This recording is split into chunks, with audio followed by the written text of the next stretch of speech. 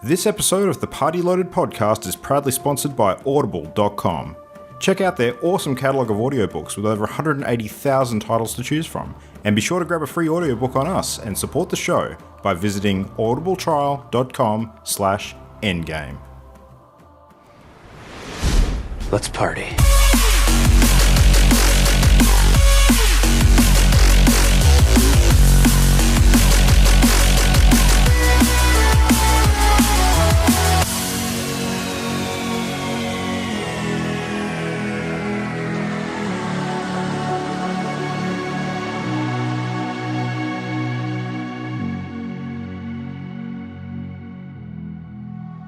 Welcome back to Party Loaded, covering the E3 2017 extravaganza. We've got the crew back here for more gaming goodness. We have Ollie, we have Jam, we have Mimo. You all ready for the next round? Sup, Yeah. Caffeinated and ready. I am not.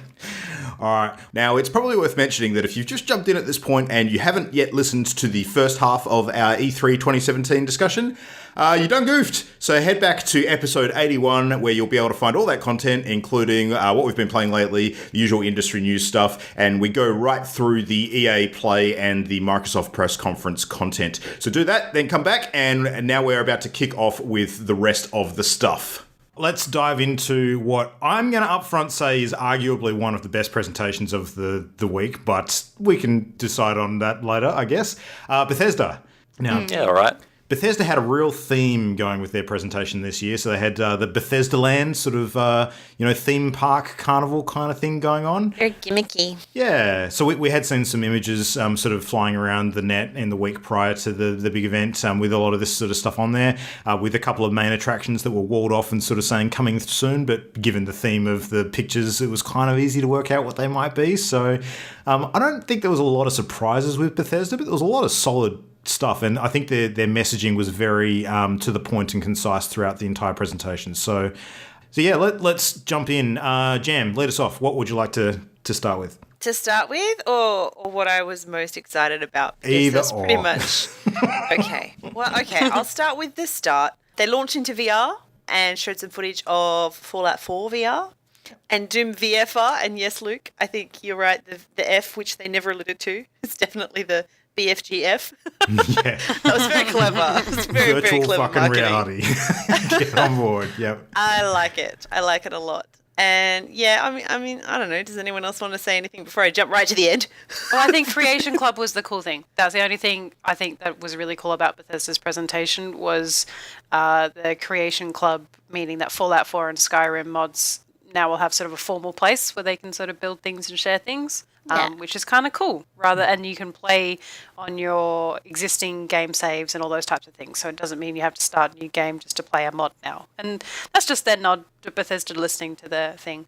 Also, tweet of the week goes out to somebody who tweeted about Bethesda's press conference. That is just, what platforms is Skyrim available on? Yes, because Bethesda announced that Skyrim is now available on Switch. Skyrim everywhere. Which means that Skyrim is just available all the time, everywhere, in any way you want to. You want to play as Link, you want to blow up stuff and pretend that you're in Fallout while you're playing a Skyrim. You can do all of that. So Bethesda just announced that you do all the things. It's the Minecraft of open world RPGs. Yeah. It really Someone is. said 2018 will be Skyrim microwave. Skyrim phone. Phone edition. But they've got the Can I chime Zelda in here? skins, though. Yeah, go on. No. Can I chime in here? Is anyone else just a little bit over Skyrim at this point? I love the shit out of that game. I played a lot of hours in it. I think it's But reaching new audiences, can we genuinely. just move on? Like, not as Yeah. many. I agree. I So think the we big played reason it why when we're it still came out, hearing so the big reason why we're still hearing more about Skyrim is because Bethesda have pretty much stated this week that they are not actively in development of the next Elder Scrolls title, and I think that actually makes a lot of sense, because if they were, then what would that do to their efforts in Elder Scrolls Online? It doesn't make a lot of sense for them to be doing more Elder Scrolls at the moment. They're still sort of building on the stuff that they have currently got out there in the wild. So for people who aren't playing Elder Scrolls Online and who are big Skyrim fans, I think that still makes a lot of sense, personally. So. And everyone was screaming for Skyrim on the Switch, and they got it. So Yeah. for Switch, it might not be, seem like a smart move for Bethesda, but it's definitely a smart move for the Switch. So So yeah, that was kind of cool. That's all I took away from that. I honestly was not expecting anything from Bethesda this year. So Jan, what were you going to say? So basically, just the last bit of the presentation was my favorite. Yeah, go on. It was so good, and I didn't know what the game was because I'd never played the first one. So we're talking about, is it Wolfenstein? Yeah. Yes. So raise your hand if up until like the other Wolfenstein. night you didn't give a shit about Wolfenstein. Yeah, yeah, Definitely so me. I knew very little, but then suddenly there was this, like, I don't know, 50s, 60s TV show with this little girl calling her pet mech to save the sheriff who's stuck under a tipped car. See, I knew What? you'd love that part. I knew you'd love that part. She's going, Liesel! Oh, bad Liesel! Jam and I were both watching this at the exact same time and chatting to each other via instant messaging and just going, what the shit is this? What the hell is this? And then it cuts to some other weird TV ads and shows, and they've all got like this German Nazi flavor, and I'm going, what the hell? And then it cuts into this dude waking up, and I don't have any background in Wolfenstein, so I just didn't know what was going on, but I was fascinated because, oh my god, the characters are so good. There was so much humor in this crazy situation where, you know, the Nazis are in control of this American town. And the dialogue was so on point. He wakes up to his wife hugging him, who apparently had just found him because he was being kept in a vault somewhere. I thought it was Fallout at first. I was confused as hell. And it goes from there to him meeting all of these, I guess, resistance fighters, and he's got this weird helmet. I don't even know how to describe it. It was just so bizarre and so delightfully entertaining. Yeah, little nod to Bethesda's usual way of introducing you as a character, in that it says, you know, give me your identification papers, and you feel like that's the point of the game. You're going to pause and Yeah. spend 4 hours creating your character. Yes. Yeah, that diner scene, just with this commandant from the regime casually going, oh, hello, you know, you look familiar, very Aryan face. And then asking for your papers, and you're like, oh shit, because I'm pretty sure that poster on the wall behind him is a poster of me, wanted. So, and it just got crazier from there. Honestly, they're like having this discussion in this room with bullets flying through the windows, but, you know, calmly arguing among themselves. Calmly arguing. Yeah, if that makes sense. Like, calmly as in they don't care that this might get shot at any moment from the conflict going on outside. He's controlling all of this like big mech dog thing, and he's got this cool suit with this really weirdly shaped helmet. Like, I don't know how to describe it. What shape Like is a mini that? pyramid head. But flat topped. Yeah. Yeah. A little bit like that. Yeah. It's a common art style that a lot of sci-fi near future artists are using for full Yeah. armored helmets. And then they're having a discussion around a table, and the lady talking starts slowing down in confusion because this guy with this robotic arm's trying to pick up a cookie and eat it, and it's like smacking him in the face because he can't control it. To the end of the clip where there's a pregnant woman stabbing a Nazi officer to death while this guy's tripping on acid, picking up a hallucinogenic gecko. Oh, that was so cute. He's like, oh, you can't be here, little guy. It's not safe. I was like, what is this game? So funny.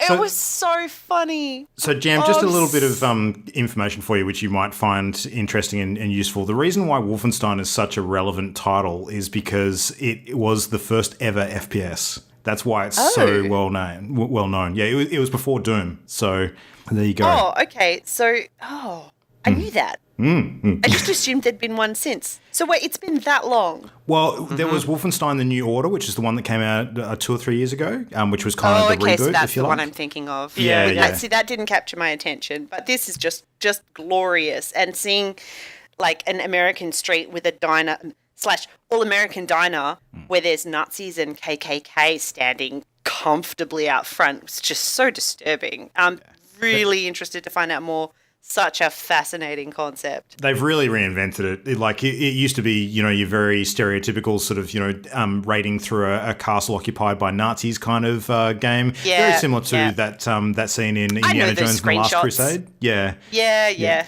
But now original. it's all centering around that character that they've built up of BJ Blazkowicz, and he's become like a personality that they're trying to push now. From what I understand, at the end of the first game in this reboot series, he was seriously injured, and that's kind of where he's going to start off in the new Colossus. That makes sense because he's very scarred. Yeah, and I think it's scenes with him in a wheelchair or something like that. But Yeah. I just like that he has to say, "I ain't no goddamn Nazi." Yeah, exactly. One of the big things from the real old school sort of Wolfenstein game, which you may remember, Jam, is that the end boss of that game was actually a mechanized Hitler, like Mecha Hitler. That was a super famous boss Yes, fight. the references are coming back to me. I didn't play it, but I remembered. Yeah. A lot of people have been asking this week, like, whether Mecha Hitler's going to make a return in the new Wolfenstein games. Surely. And I the hope he does. response that I've heard a number of times now is that they envisioned this series as a trilogy and that they wouldn't pull that out for the second part. So, Oh, wow. Okay. yeah. So maybe Interesting. we will see. Yeah, that was one of my highlights of E3 for shorties. Apparently out October 27 this year on PC, Xbox, and PS4. That's a must buy for me now, just based on purely on that trailer. That was cool. Ollie, you like yourself some Dishonored? I did like myself some Dishonored. So, Dishonored Death of the Outsider is on its way, and I am very much looking forward to this. Dishonored is... It's not my favourite video game series, but it's well up there in my favourite video game series. So this one looks like you're playing Billy Lurk, which is one of the characters in there, and she has a cool as shit arm and a cool as shit eyeball. So I'm very interested to see how she picked those up. And she's rescuing Dowd, which is a really cool guy from the story that I won't talk about too much because spoilers. But yeah, it looks really cool. I just want more Dishonored. Like, I just love this series. The tone they do with the Lovecraftian steampunk is just wonderful. It's one of my favourite sort of, not genres, but tones, I want to say, for games. And the art style is just stylized enough. Like, it's not super realistic. It's got that little bit of cartoony caricatureness to it. And, it's just good. Just give me more Dishonored. It That's did all I look really want. cool. I've never played any game in the Dishonored series, but You should. it They're looked great. It looks super cool. Well, the next game that I want to briefly mention is probably top of my would pay Mimo to play list, and that's The Evil Within 2. Hell no! I'm gonna put it right out there and say that that's going right up there with. That's your other- punishment if you don't finish Ori. Ooh, I like that. I'm not gonna finish it. It's not Undertale, Luke. Oh, snap. Shots fired. I don't have a sequel to worry about. Anyway. Not yet. Yeah, true. Could definitely happen. No, Evil Within 2, like, I didn't play the first game even though it sort of piqued my interest, but the sequel looks like some sort of cross between a Nightmare on Elm Street fever dream coated in yogurt. I don't know. Yeah. It's just weird. White goo horror. It Yeah. reminded me of Westworld. Oh, yeah, yeah. Ooh, Totally. Yeah. Interesting. With a But whole- yeah, we saw it and Luke and I both went, "Oh, hey, Memo, game for you." And I She was like, stupidly went, "Ooh." "Oh, cool." And then, oh. Wait a minute. Yeah, it looks like a whole lot less of the body horror stuff that was in the first game and a lot more sort of conceptual, sort of supernatural horror in this one. Like people melting into walls and, you know, Little children. yeah, I don't Small know. children being pulled into walls and just arms and no, Burning and- there's so much nope. It's a solid wall of nope. Nope, all the So way if down. you like horror games, chances are this That's is going to me. be great. Yeah, this is going to be great for you. So Yeah, Ollie and I will both play this, I think. Looks cool. Yeah. Actually, have you played Resident Evil 7 yet? No, I know. I need to do that. I want to do the VR. Alright, just checking. Yeah. Evil Within 2, October 13th. Yeah. Boom, get on it. Sweet. Boom. All right, a few other minor mentions. Quake Champions, Elder Scrolls Legends, the card game stuff, more stuff about Morrowind and Elder Scrolls Online. We can probably move on, I think, unless anyone wants to sort of mention anything else. All right. So, That's Bethesda. quick one just to go through a few items on. We had the PC gaming show. Now, PC releases haven't traditionally had a massive sort of stage space at E3 because unlike the consoles, there's not really one big singular developer that can kind of tie it all together into one big presentation. So what you tend to do is to have like a bit of a mix mash affair of a whole bunch of different developers getting a very small amount of stage time to talk about individual games. And that's pretty much what we got this year. I'm not a huge fan of the PC gaming show format. This year it was presented by Day 9, who's a fairly well-known and popular streamer.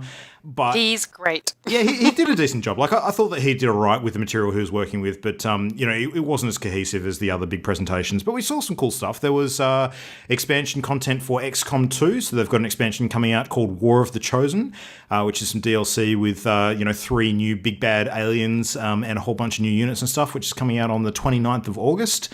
Mima, you probably want to talk about Ooblets though, because that's something that you've been eyeing off for a little while. So Ooblets! Yeah.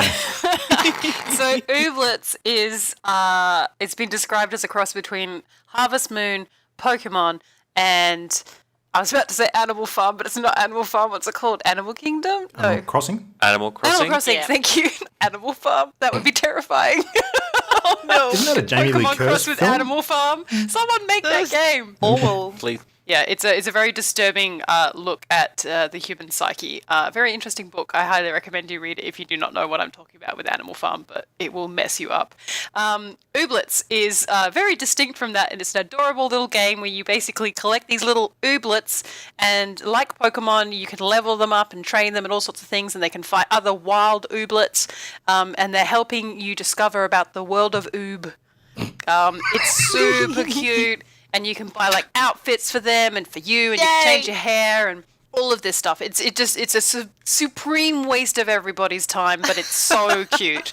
So it is just going to be one of those cute little games that I think will just do ridiculously well. I found it on Steam a couple of weeks ago. I go on Steam rambles and find things, and I found this Ooblets thing and said, "Jam! Oh my god!" And it's just a video of her running around with this line of bizarre and wonderful little cartoon oobs like behind her. So I'm very excited for this. It's coming out, not due out until 2018, but Ooblets, if you're a big fan of all things cute and ridiculous, Ooblets is for you. It does look to have a combat system, so I'm kind of intrigued. That could be fun. Yeah, it's described to be very similar to Pokemon. So Nice. gotta catch them all, Luke, even the oobs. Them oobs, yo. In the Them meantime, oops. Ollie, you keen for some more Warhammer Total Warhammer? I am always keen for more Warhammers for me. That's it. So the Total War Warhammer 2 trailer got announced, and we've got a release date as well. So September 28th on the Windows PCs, we will get Total War Warhammer 2. And goddamn, that's actually really tricky to say consistently. It's like, bro, we know you like introduce- Warhammer, so we gave you some Warhammer to go with your Warhammer. Put some wars in your hammers. It introduces the Lizardmans, who are basically just walking dinosaurs, for those people that don't know Warhammer. So you can have dinosaur men riding bigger dinosaurs. It's pretty cool.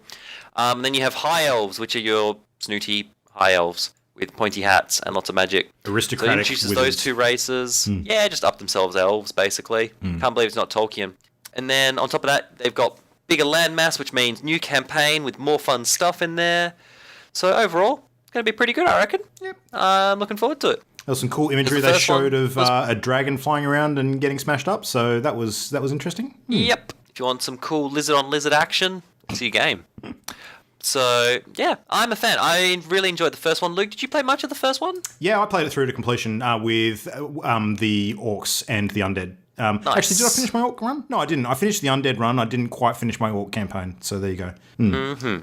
So, yeah, it was a really quite well-balanced game, and it really captured the flavour of the Warhammer setting. So I was a fan of it, and I will buy and play this one as well. So Great fit for gets my Total vote. War. Yep.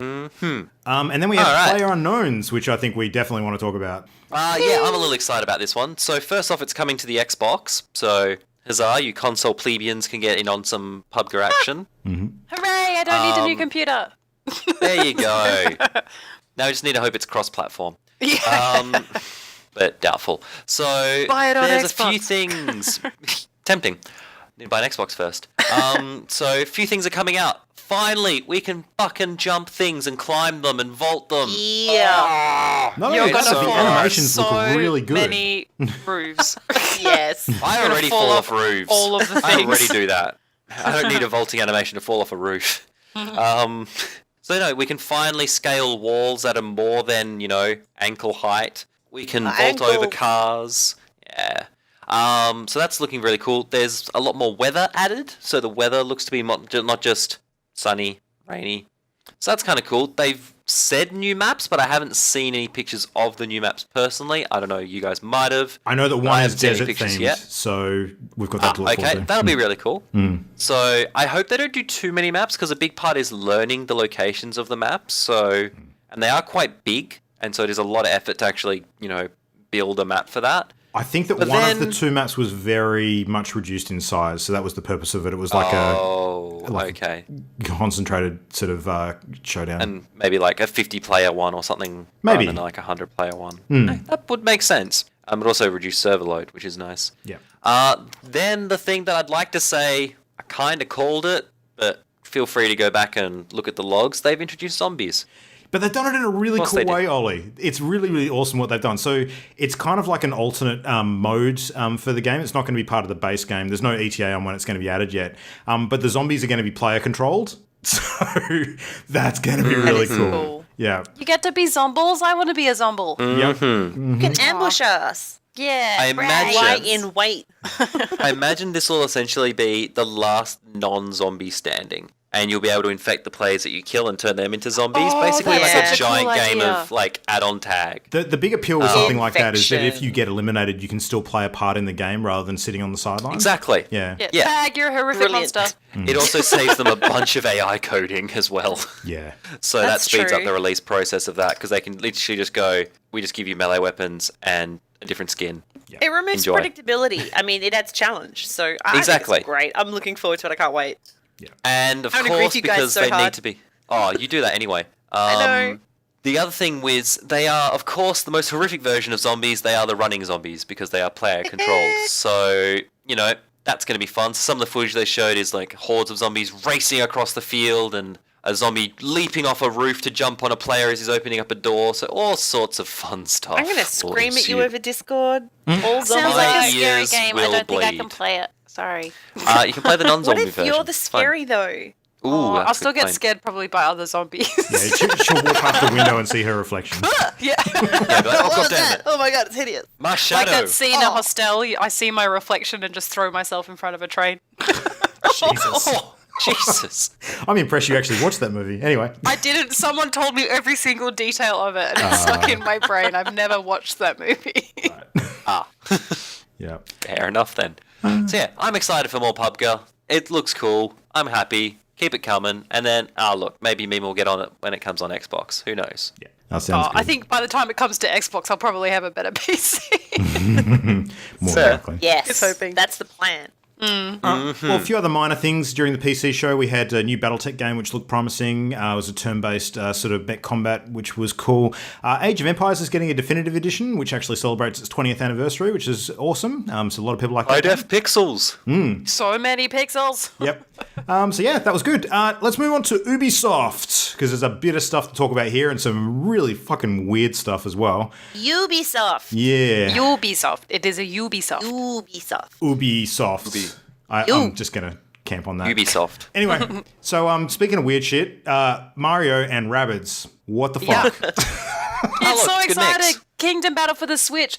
And it's basically an RTS. So it's an RTS with adorable rabbit-esque things. It's And XCOM. Mario. It is Mario I'm Rabbids 100 XCOM. That is exactly what it is. I am 100% sold. And the fact that it's on the Switch, this is one of those things that is starting to sway me in favor of the Switch is games like this. So originally when it was announced or leaked that Mario and Rabbids were going to be having a game together, people are like, in what universe is this a great idea? But it turns out it's a freaking amazing idea. So we're still against Bowser and the Rabbids are sort of helping out in that process. Sorry, against other Rabbids as well.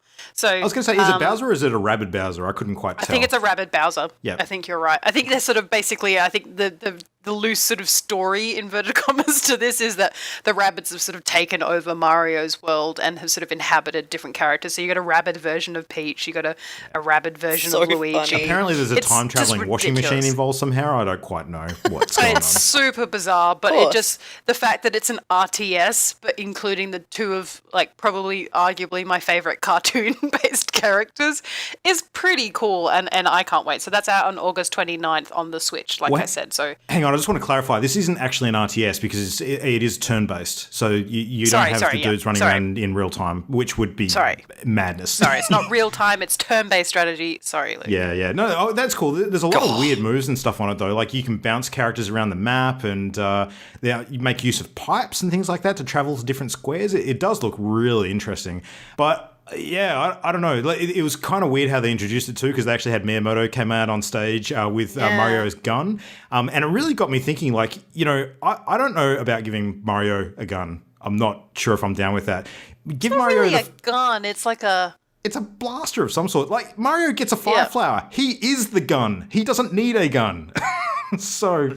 Yeah, but this is like a blended alternate universe that's gone upside down, topsy-turvy. Yes, it's crazy Mario weird. in the upside down, and Mario's upside down as the rabbits.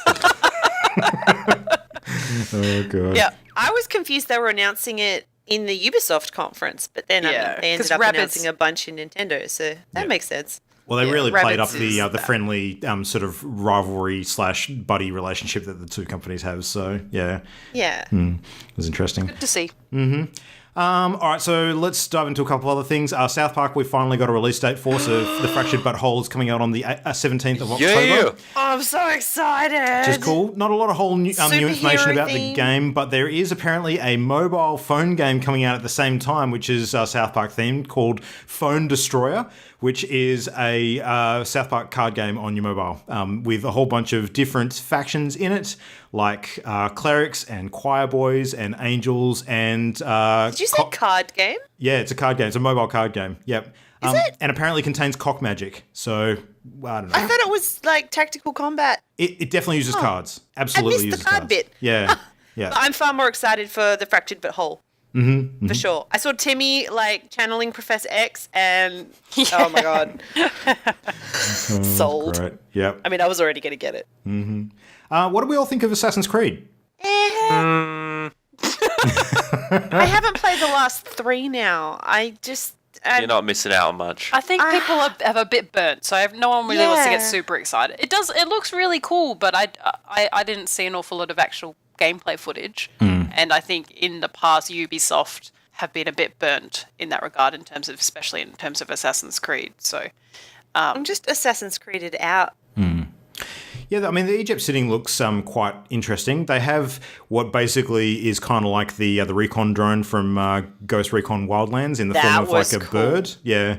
That was very cool. So that's cool. You use that as a spotter to sort of pick out potential assassination targets and that sort of stuff. And I like the chained assassinations. But that has been done before. Yeah.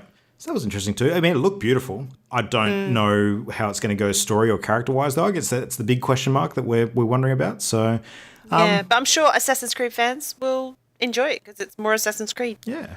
Apparently, there's an $800 US special edition available, though, which I'm just like, oh, what? Jesus. Oh, that What? statue. Yeah. Rather extraordinary. $800 worth of extraordinary, though. I don't know. That's I'd probably have to see it in ridiculous. person. Yeah. That's a bit nuts. Speaking of games that we had already seen a little bit of that we were kind of aware was coming, we finally got a full trailer for Far Cry 5, which was interesting. I mean, I'm not a massive fan of the setting, but I can definitely see the appeal. Did you guys sort of think that it was more or less of the same? What did you reckon? I'm sure it'll be more of the same. Far Cry, unlock zones, climb things, Unlock map. craft weapons and pouches. This one does have a But co-op animals. campaign, though, which is a bit different. Well, no, I think it's similar to what you could do in the Far Cry 4 in that you can have a friend join your game as a co-op character, but it's not true co-op in the sense that their progress is saved. They sort of jump in as an NPC, but not an NPC, clearly, Yep. who's there while they're there.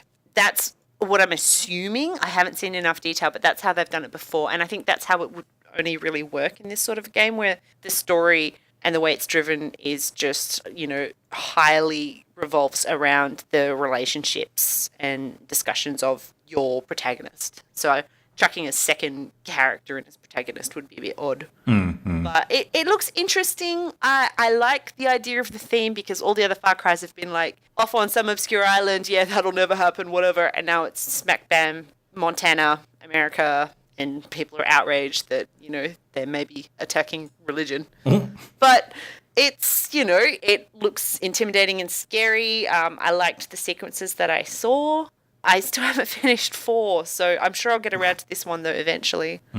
Doesn't look like you need 4 to keep the story going on, so you can play them separately if you needed to. True. Yeah. Oh, yeah, wholly separate. But you get a puppy. There was a dog. Boomer. Yep. That's exciting. Yay, puppy. I will never hire him so that he can never die. Yeah. Yeah, bit of risk there. All right, other Same stuff, we reason for had Fallout. Skull and Bones, which is another pirate-themed sort of multiplayer game, which is out in the fall of 2018 on PC, Xbox, PS4. And you know what they did? Very cleverly, because I was like, this is based on Black Flag's, Assassin's Creed Black Flag's naval combat. Yeah, just like taking all the Assassin's Creed stuff out. Yeah, well, except if they had taken this one thing out, it would have been an absolute no-go for me. But I heard it. It was sea shanties. They still had the sea shanties. Hear them You have singing to have it. sea shanties. Oh, it was glorious. And the other thing, right at the end, I don't know if I should say it. If you haven't seen it, maybe stop listening for 20 seconds. But did you see the end of the clip? Giant freaking kraken? Yeah, I did. Yeah. Oh, that looked awesome. Oh, I'm very excited. But I love the naval combat in Assassin's Creed. Looks so- like it's a bit different to Sea Very of keen. Thieves in terms of the aesthetic, though, because Sea of Thieves is a bit more cartoony. yeah. This one's a lot more sort of real-world, gritty look, so... Yeah. And the 5v5 PvP thing they showed looked really neat. It also, it looks like you're captaining your own ship of NPCs. You're not sort of shared, making a ship run and doing all the little bits and pieces. So It's a bit more I don't fleet know. combat. Of the two, Yeah. Sea of Thieves is definitely more me than this one. It looks super cool, but I like the buffoonery and the working together of Yeah. Sea of Thieves, where this is more PvP and sheep stations. Yeah, that's I fair. feel like. definitely.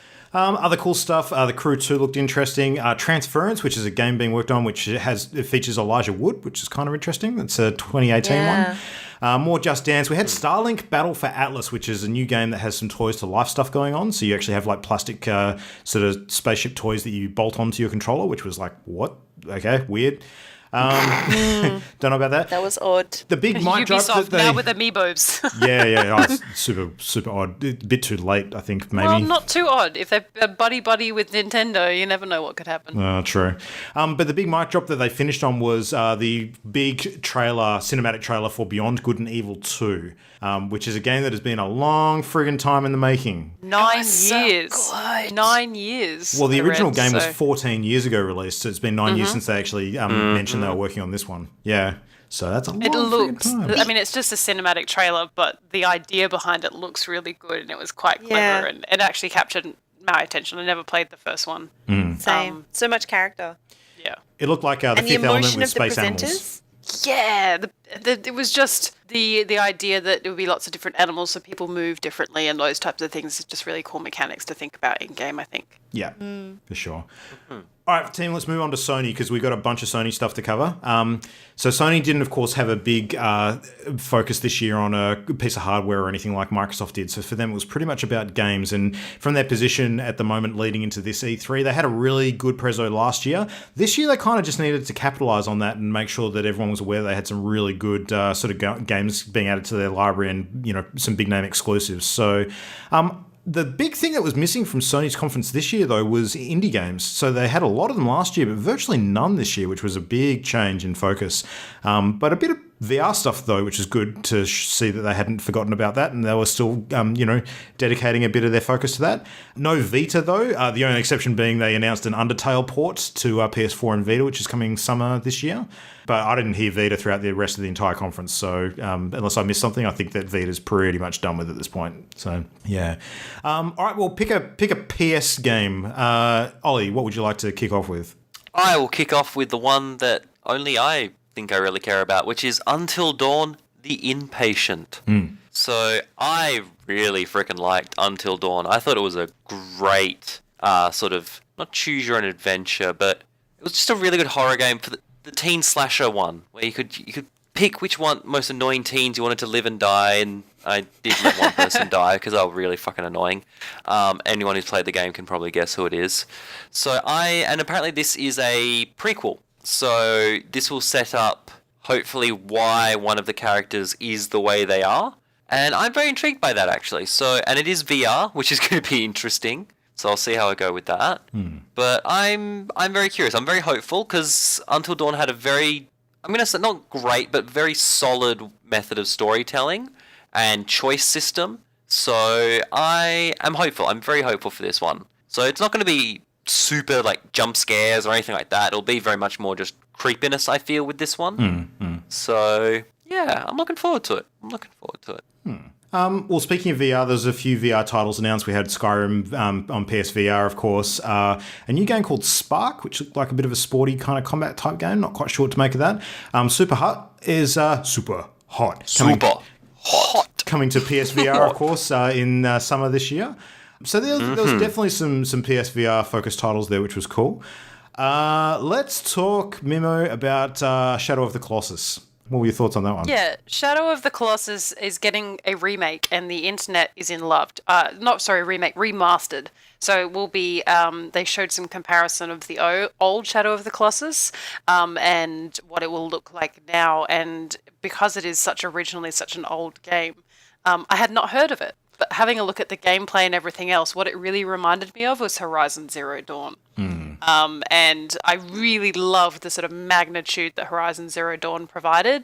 So previously, where I wouldn't have given this game a second look, it looks super exciting. It's not due out until sometime in 2018.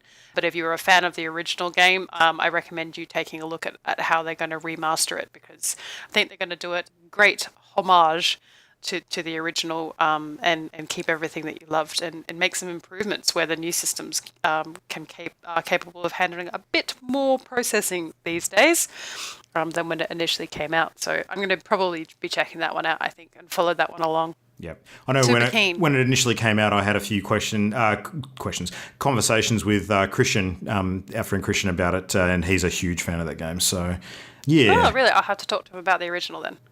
I missed out on the original, but I'll probably play the remaster when that comes out. That sounds awesome. So you mentioned Horizon Zero Dawn. We should probably talk about that, and given that it's been a big focus for a number of us this year, the expansion, the DLC expansion for Horizon Zero Dawn was announced. It is coming out late this year, and it is called The Frozen Wilds. It really is Christmas. Yeah, exactly. I got Ori and I got Horizon Zero Dawn. I'm so happy. Yeah, you did pretty well. You did pretty well. Not a lot of other info about what's actually going on with it. Aloy looks fully kitted up, though. She's wearing what was the name of the high-tech armor that she gets towards the end of the game if you do the quest? Shadow something. Shadow Weaver armor or something? Yeah. Something like that, yep. There is a little bit of details around who you'll be playing with. So at the moment, it looks like you'll be meeting the Banuk tribe. And for those of you who are a bit completionist, you will remember collecting the Banuk figures, which were sort of found on and around the world, around sort of old world type items and those types of things. So, and you're traveling up into the frozen wild. So you go a little bit north of where you started, I think, from the initial quest. Is sort of the only thing that we've been given. But the fact that it's coming out this year is just blowing my mind. And Jamie, that puts a very much smaller clock on you finishing Horizon Zero Dawn than me finishing Ori and the Blind Forest. Yes, it does. It will happen. Good. Yeah. Nice. We got a really good detailed look of Dad of War. Of course. Dad of War. No, God of War, which we saw a bit of last year. They really sort of doubled down on that and gave us some good footage. Huge sort of world serpent, sort of sea serpent, a bunch of fighting, a lot more interaction between Kratos and his son, which included a look at how his son actually plays a part in some of the combat scenes. So he, actually aids you, or you take control of him at various different points in time. It looks really, really interesting. It seems like there's going to be a lot more NPC action in this one as opposed to previous God of War games, so it should give you an opportunity to sort of Kratos and a bit more of his humanity as he interacts with other characters, which is good. But yeah, that game's got me very excited. I'm going to play the crap out of that when that comes out in early 2018. Very, very big fan of what I was saying. So Speaking of big fan of what we were seeing, I think we all got a bit wowed by the new footage for Detroit Become Human, because holy shit, that looks good. It looks cool. Amazing. Yeah. What was really interesting was that the main android they featured in last year's E3 demo, I think there was only a flash of him. In this one focused on Marcus, who appeared to be the leader of the Android Rebellion or Revolution. But yeah, there was such a huge focus on choice and will you choose violence or pacifism and how you can really impact the way the story unfolds. So cool. And the graphics are just amazing. Oh, it I love looks the whole incredible. idea. So futuristic-y and so much intense drama. Because they're looking and behaving genuinely like, individuals and people, and they're being treated like dirt. So, yeah, definitely going to grab that one. It was interesting that the content that we saw last year, which was the hostage standoff on the rooftop with the android there, didn't really look to be related to the stuff that we saw this year. So it was almost like a separate side story, which kind of lends to the view that maybe the game is a compilation of small sort of separated stories as opposed to one continuous narrative. I think they're going to interlink. I'm 100% convinced that these are two different characters that you're going to be involved in perhaps playing. Okay. The android law, serving the law and justice, and the one leading the revolution. What's going on with that? Yeah. Okay. Yeah. Interesting. Visually stunning, so that's a big plus. Now, speaking of visually stunning, what about Moss? How did that strike you, ladies? Oh my gosh. Moss is a new VR title that Sony have come out. It is from a small dev studio. I've forgotten their name already, but it is a really unique way to use VR. So tiny, adorable, lovable, already want the figurine mouse who looks to be dungeon delving in a world that he's far too small for. And he seems to have a superpower or something around with him which becomes you in the VR world. So rather than using yourself and your VR powers, you seem to help him, which is a really kind of interesting way, that sort of third-party perspective to use VR and take away what is sometimes the more jarring part, which is the movement in VR or the speed at which you need to move. So their little trailer that they put out shows some of the ways in which they'll use VR, because I think the way that I explain it sounds rather simplistic, but they actually have done quite well, I think, at thinking a bit more outside the box about how they can use it. It's not going to be out until 2018, which is a big bummer, but it gives me time to save up for a VR, so PSVR. And with one trailer, Imogen is committing to purchase PSVR at some point in the future. That was easy. That game, oh my goodness, I cannot wait to play. It looks so cute. With these little ears, well, they're not even little, they're adorably large for his form. Very cute, and sort of a real different approach to VR. So that's what I like to see. Yeah. The studio, when the trailer came out, I looked up who was developing it, only had 100 or so followers on Twitter. So we're talking a very small development studio who are building this game. And now everyone is endeared to this little mouse. Has a real mouse guard look to it for anyone who's familiar with the role-playing universe of Mouse Guard. It's sort of where the enemies are other woodland creatures that are predators in their own right, like snakes and things like that. Yeah, no, I think it looked great. I'd be all in on that. So what else do we have? We had a bit more footage for Uncharted The Lost Legacy, which has been confirmed for releasing on the 22nd of August. So a fair bit of content in that one, apparently. A lot of new footage of Chloe and Nadine interacting, and it seems like the relationship between the two is not so smooth. So they actually have a bit of fisticuffs in one bit that they showed, which was kind of cool. So looking forward to that. More of the good, sort of tasty Uncharted 4 goodness.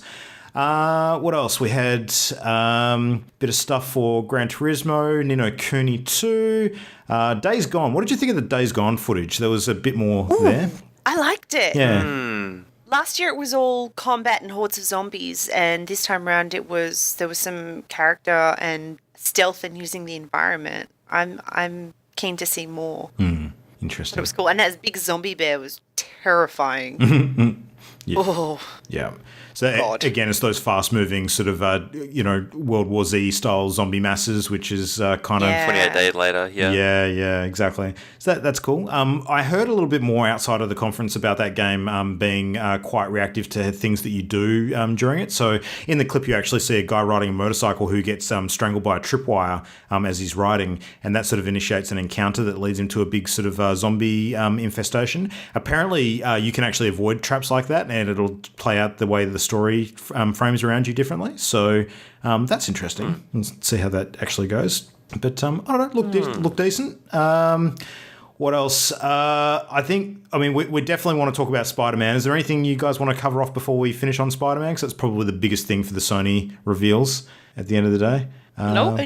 Only sadness that there was no Last of Us. Yeah, no Last. I didn't actually expect it to be there, really. I did. Yeah? I think everyone else did too. And then they launched the Spider-Man and they're like, wait, what?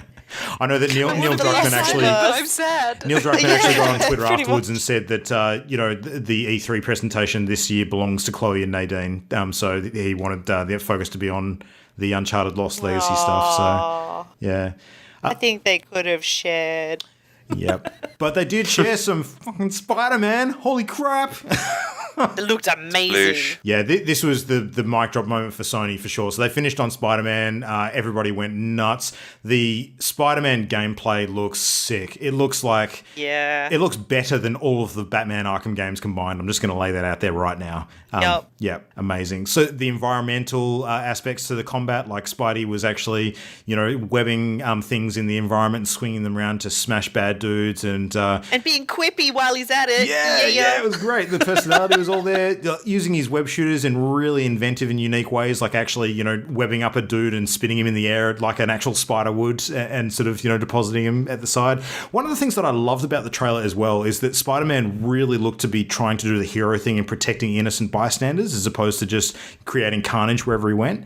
So a lot of the story focused around him trying to prevent accidents with bits of crane hitting the street and when he was knocking dudes off rooftops, he was always careful to web them in the process and swing them back around instead of having them float off into oblivion. So yeah, character-wise He was it was working great. his ass off, and there was Yuri on the phone being a little bitch, saying, "Can you superhero a little faster?" I was like, "What? Are you kidding?" No. That was rude. We had a few characters shown, so confirmed that Kingpin is in it. So Wilson Yeah. Fisk, he was actually featured on a phone call. The villain that was featured in the clip was one that I'm not overly familiar with, but I've done a bit of research. It's a dude by the name of Mr. Negative. So apparently he's got some sort of weird sort of negative energy powers which he uses, and his character's a bit of a split personality, kind of like Two-Face in Batman. So that's his deal going on. And also shown, but not really clarified whether it was Spider-Man himself or not, Miles Morales apparently is in this game, and he is the guy who actually takes over as Spider-Man in the Ultimate Spider-Man comic series where Peter Still Parker salty dies. over that. So yeah. Still salty. It's kind of Ultimate Universe stuff, and maybe they just put him in as a bit of a nod to that as opposed to actually having him play a significant role. That'd be kind of cool, like just a bit of a fan service thing. So yeah, don't know. He could be Spider-Man, or it could be Peter Parker. We actually don't know. Hashtag not my Spider-Man.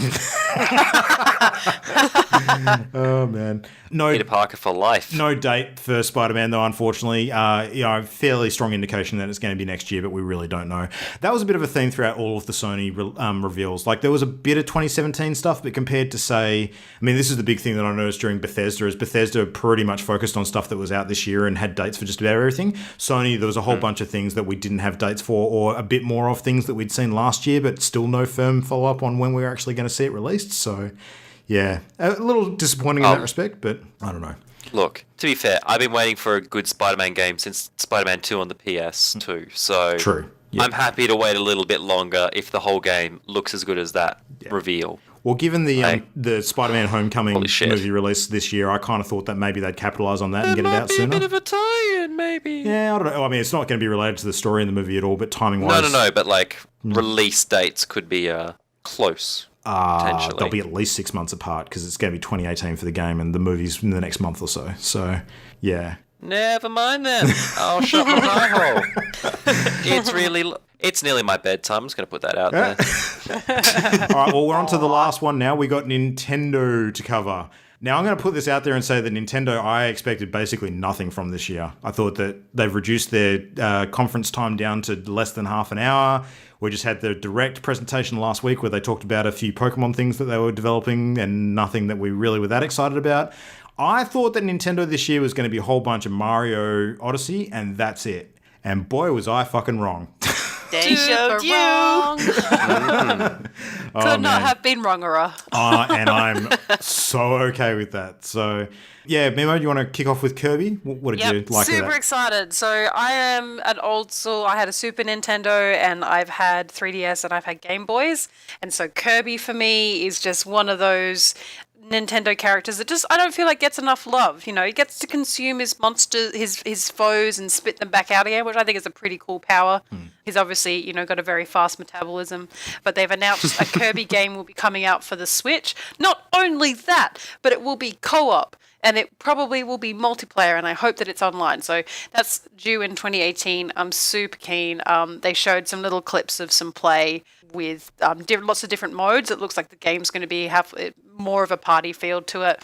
And I think for the Switch, this is a really good idea, especially they're concentrating on lots of games where you can play multiplayer just with the one console. So you don't need to buy extra controllers or anything. You can just use the 2 Joy-Cons that come with it. And I think Kirby's definitely one of those, and they're really pushing that. But 2018, so again, not sure when that's going to happen, but more tick boxes for the Switch. I'm very excited to play another Kirby game. I don't know plenty of people who will be right there with me because Kirby's just one of those characters that just tweaks all of my childhood memories. Kirby's pretty cool. Kirby is very, very cool.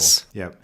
Nintendo, I mean, really their objective with this E3, I think, is they needed to really show that support for the Switch and have a bunch of information about new titles coming out, not just ports. And they did really well with that. So Kirby being obviously one of them. They announced a new Yoshi game for the Switch, which was really cool. I tell you what, I heard about that, thought it was super cool, watched the presentation and had to listen to that music and was like, nope, I am not playing a whole game of this shit. Oh, really? I am out. Yoshi, this game is probably designed for the younger user, is what I'm going to say. Okay. It's all about switching perspectives, so they're PC. even playing on the word. But it looks very simple, and the music is so annoying. Oh my goodness, I'm out. If that's in the game, I'm 100% out. I love Yoshi, but not that much. No. Well, it's not until 2018 anyway, so we'll probably see a bit more leading up to that date. This year, though, we do have Xenoblade Chronicles 2 for Switch, which is cool. Xenoblade's a pretty big franchise for them, so that's getting some love. Rocket League's coming to Switch. That seems like a really good fit. Hooray! Yeah, I think people are going to enjoy that. I think the portability of Rocket League will be huge. New Fire Emblem game, so Fire Emblem Warriors, which was actually mentioned at their direct presentation not too long ago, is going to hit in fall of this year. Did you hear a certain voice of a one Matt Mercer? Oh, no, I did not. I don't know I've got the Matt Mercer in my brain, and whenever I hear him, I was in the middle of doing something else. I'm like, that was Matt Mercer, and I rewound it, and it is. He's in Fire Emblem Warriors. Mercer radar. Yeah. Yeah, I do. I have a Mercer radar. Oh, no. God forbid if he ever comes to Australia. Yeah. That's true. All right, now the thing that I complained loudly about during the Pokemon Direct presentation last week was that there was no announcement of a mainline Pokemon game for Switch. Well, they went round and did that, didn't they? So they kicked butt. Not a lot of details. There's no name or anything yet, but they have confirmed that there is a mainline Pokemon game in development for Switch. They did state that they didn't want to mention anything at this E3 because they're keeping their presentation to things that are in the very near future, and this is probably at least a year out. But the fact that they have confirmed that there is one being worked on, that is huge. Even that confirmation, that's a huge boost of confidence for Switch owners and Pokemon fans alike, because they know that it's something that they are actively working on, and they're taking the time. It's going to be good. They're not rushing it out. They're not doing a... this actually makes a lot of sense why they announced the Pokemon Ultra Sun and Ultra Moon now, because that's kind of like the stopgap between that and the big thing that they're really working on and putting their time and effort into. And it is Game Freak that's working on it as well, so that's pretty awesome. Now, then came the moment where, as far as I'm concerned, Nintendo fucking won my E3, because I was hoping for two things this year. One of them was Cyberpunk 2077. I knew I wasn't getting that. And the other one was a new Metroid title. And holy shit, son, buckle yourself in for the hype train, because this shit is leaving the station. Metroid Prime 4 confirmed for Switch development. They didn't even show a trailer. They just showed a logo. I don't give a shit. That's all I needed. Number 4. And yeah. I watched the version of it which was just just the literal presentation. I want to find a recording from the room. I want to hear that crowd when that 4 comes up. Oh, there are reaction videos popping up all over the internet of this thing at the moment. Like the kind of funny guys, just doing laps around the room. Even I was sitting here in my chair, and when they actually started the footage, like it's a fade into space, like a bit of celestial phenomena sort of blending together, and then it layers, and then it layers, and then I saw it was the Metroid Screw Attack logo, and I was like, oh my god, you're not. You can't be serious. And then Metroid Prime 4 showed up and I lost my shit. It was like, oh my god, I'm so happy. It was the number 4 for the longest time. So did you pick it from that? No, the music was just 4. What really? I was like, okay, okay. Yeah. But I actually didn't expect them to continue on with the Metroid Prime story arc because, given how long it's been since 3, it kind of felt like a closed trilogy. The fact that they're doing a 4 is intriguing, but they obviously like that 3D style to the game and didn't want to reinvent the wheel if it was working for them. So, the Prime series is good. Like the original Metroid Prime is a kick-ass game. It's really good. Definitely one of the best ones. 2 and 3 not quite as good, but it's definitely a method of telling that story that's got a lot of legs, and I'm really excited for what they do with it. And it's on the Switch. I'm getting a Switch now. How high pitched did you go again? There? Just really high pitched. I'm so excited about this. Just outside of the Nintendo conference, they did announce that there was another Metroid game coming to 3DS, which is a remake of the original Samus Returns game. So that was, I think it was actually Metroid 2 unofficially. So Samus Returns is getting remade in 2.5D for 3DS, which is really cool, and that's coming out soon. But yeah, the other big thing for Nintendo, and the thing that we will probably finish on tonight, is of course Super Mario Odyssey. So let's go. What the hell is this game? It looks so good. So what we saw a little bit about Super Mario Odyssey when the Switch was announced, but then we were then told it was not going to be at launch. Most importantly, this will come out on the 27th of October. So not 2017, not late 2017, an actual date, which means it's actually coming out, which is incredibly exciting. Super Mario Odyssey seems to be again, very similar to the N64 version, which everyone really, really enjoyed. It's that 3D area. Mario seems to be able to use his hat to possess enemies and then use them to solve puzzles or to get to certain places or use their abilities. So that's really cool. We saw him throwing it onto a bullet bill, and that would be so much fun, and like flying around as that and all sorts of things. So that looks really cool. I saw the treetop play of them playing through some of the level. It just looks really cool. It's just like any other open world game that we tend to see or play, except now it's Mario and it's got all of the noises and sounds and everything. Yeah. It is a little bit jarring to me.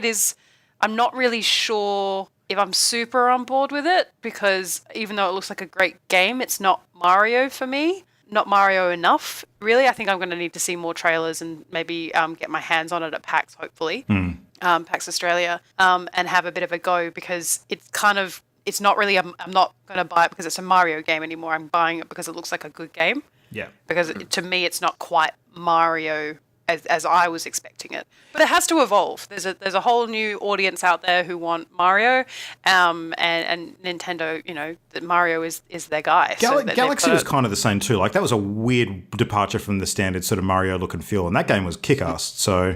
Yeah, and that's what I say. Like, it looks like a great game. It's just, it's not Super Mario for me, but it looks really, really good. And I think they're really trying to focus on the fact that this is, they've got lots. You could buy things, Jam, so you could buy outfits and stuff and do all that kind of stuff. And you can actually spend your coins on things and all sorts of stuff. So it's it looks really promising. And actually having an actual date is a massive relief, because the biggest concern was this was going to be out in 2018, which I think would have been a bit of a blow for the Switch, regardless of all the other fabulous things we've already spoken about. Everyone wants that Mario game, so. That's a system seller for sure.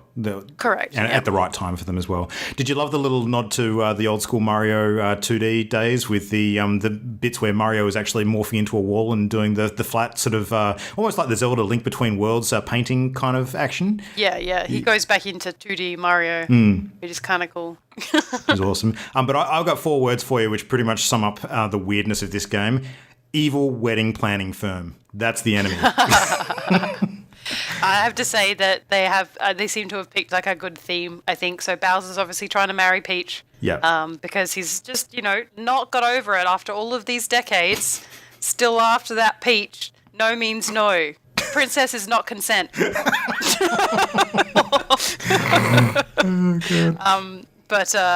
So Mario's got to interrupt the plans from some evil event managers. So an interesting, I think a really clever kind of twist on the whole thing to make it a bit fresh. But I'll need to see more because it is really throwing me the sort of world that he's in some instances. Some look really Mario and some look don't. So I need to understand a bit more about the game.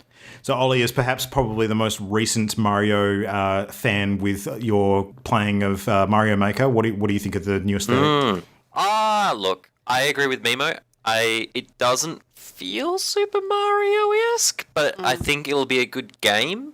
So I will play it. Like, don't get me wrong, I will have to pick it up at some point because my other half is a huge Nintendo fan. So I'm cautiously optimistic is the best way I can put it for that one. Yeah. So I'm intrigued. I'm not intrigued. I'm hyped. I think it looks great. I think it's going to be kick-ass. I'm super confident. You are much more of a Nintendo fanboy than I am. I am. I've had a love-hate relationship with Nintendo in the last year or so because they have disappointed me so many times, but not last night. Last night they made me very, very happy. So Jesus, you made them sound like a hooker. It's so weird. Yeah, you made it so weird. Good job. Anyway, so that's sort of wrapping up the main conferences. Just random other E3 stuff that might be of interest. E3 now has an honest trailer, which we didn't by Smosh Games on YouTube. That's where you'll find it. It is on point. Yeah, 110%. Pretty much. So that's a bit of amusement. So the Sony conference actually confirmed that the PlayStation Experience event is going to be happening again this year, which is kind of like their second bite at the cherry for game announcements and bits and pieces. So they're going to be running that again in December on the 9th and 10th at the Anaheim Convention Center. So I guess some of the things that were conspicuous by their absence, particularly the focus on indies, that gives them another crack at that. So they could hold that off for that sort of method of reveal, which is interesting. So we'll get to see then.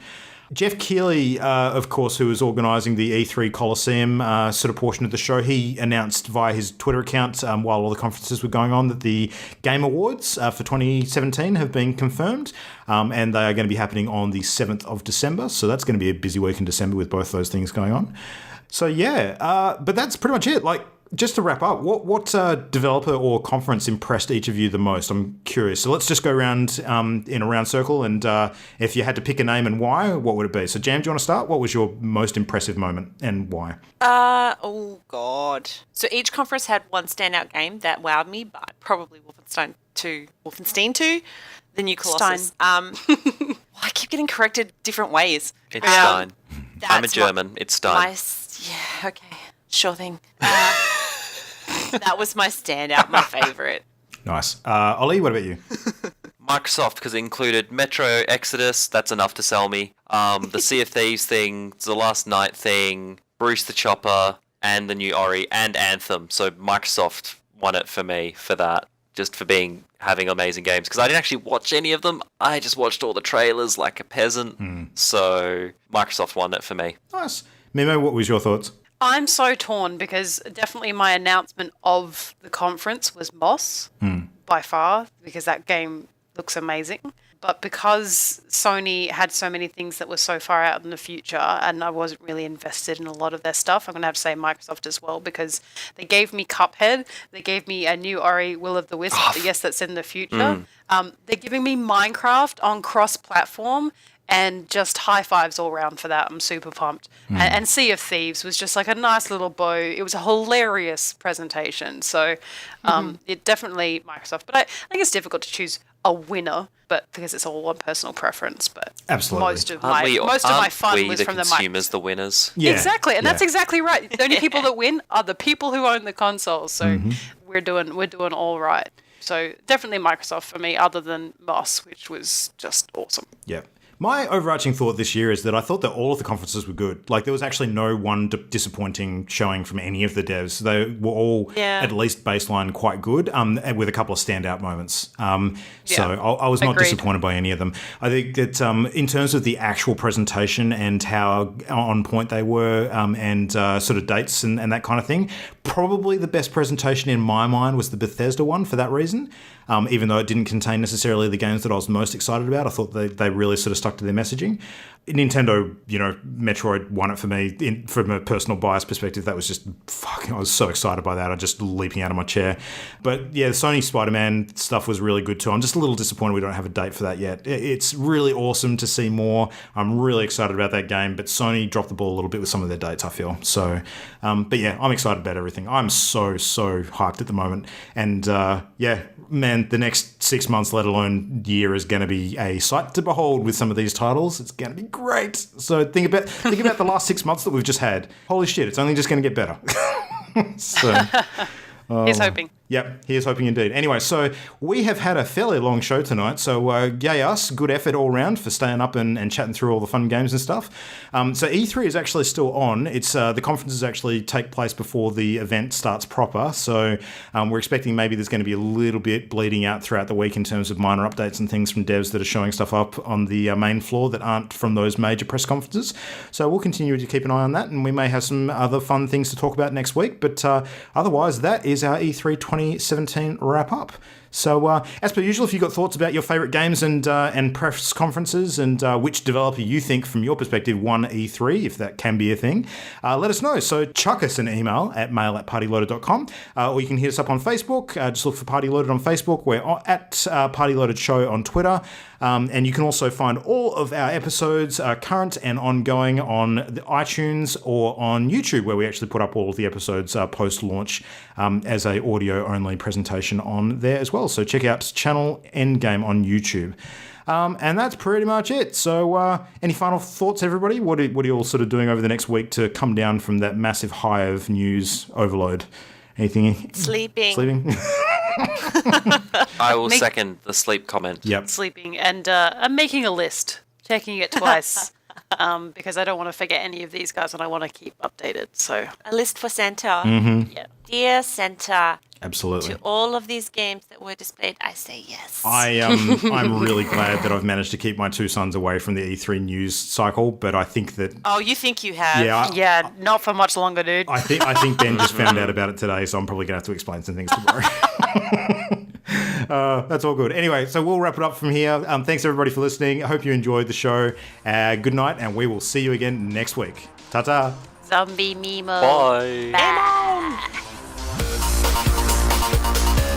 The Party Loaded podcast is a Channel Endgame production. For this and more great gaming content, bookmark channelendgame.com.